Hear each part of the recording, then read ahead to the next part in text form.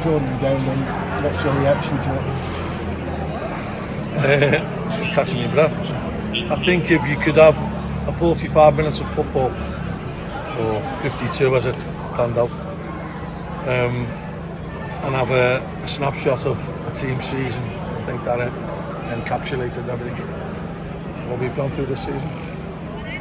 Missed loads of chances, concede a couple of poor goals, have a couple of horrendous decisions against us, go against us, and that's been up to us all season. We've got to take a lot of the blame for that ourselves. We had a good chat with them yesterday about focusing on defending, and that all went out the window in the second half. We're all over the place. You have to give Wimbledon credit for that, because they stepped it up a gear. When we've missed them 4 chances straight after half time, they could have let the Reds drop. They didn't. They scored a good goal. Lads worked it well down the right hand side. And then the game just seemed to drift away from us. That lad's been fouled for the second goal. Everyone on the ground can see that, apart from the man who counts. And the only pleasing thing was that in the past maybe we would have buckled and Wimbledon had got at least an equaliser and not a winner. So that's something to take a bit of comfort from. But we've conceded 80 goals this season, and we haven't got a defence that merits conceding 80 goals. We've got good defenders. Michael Nottingham, honest day, can be the best in the league. Ross Sykes is the best in the league. Rich Bagalow, really good defender. Mitch Clark, Garavi, Rodgers, and Yabo Romankwa, who also have played there, and they're good enough, but collectively they're not. And the goals against us at night, and that's something that has to be addressed next season if we're going to have any chance of having the top half football. We've just got to keep working at it, and that's going to be a long, hard process in the summer. I can tell you're sort of frustrated by a lot of those things, but the first half, you couldn't have asked for much more. It was an excellent performance. No, but we had given up a couple of chances on the counter. We were exceptional. I mean, going forward today, we were exceptional. Yeah. You know, some of the chances we missed. I mean, we could have.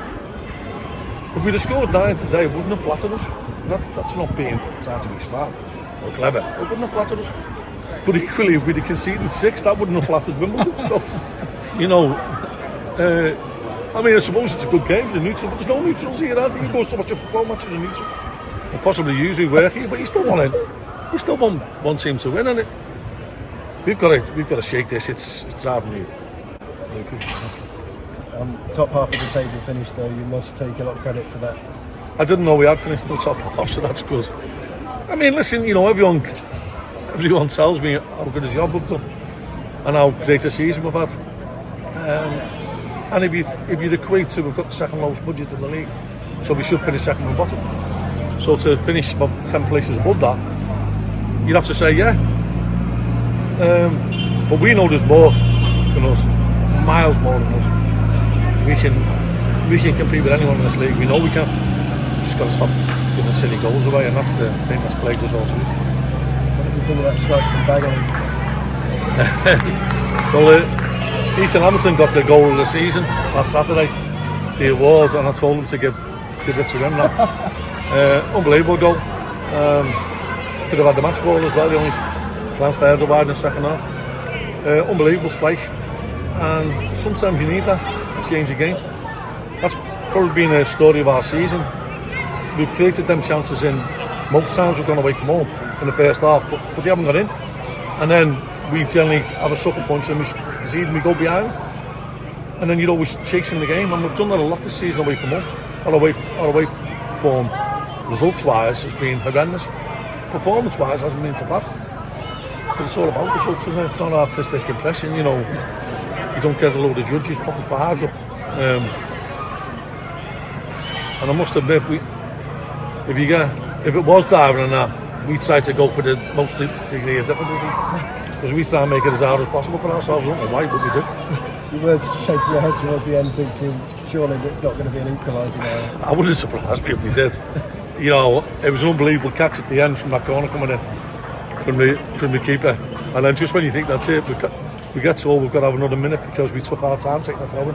So, it baffles me sometimes, football, but listen, it's been a long hard season. What I will say is I've got unbelievable staff who work really, really hard, very conscientious in the work.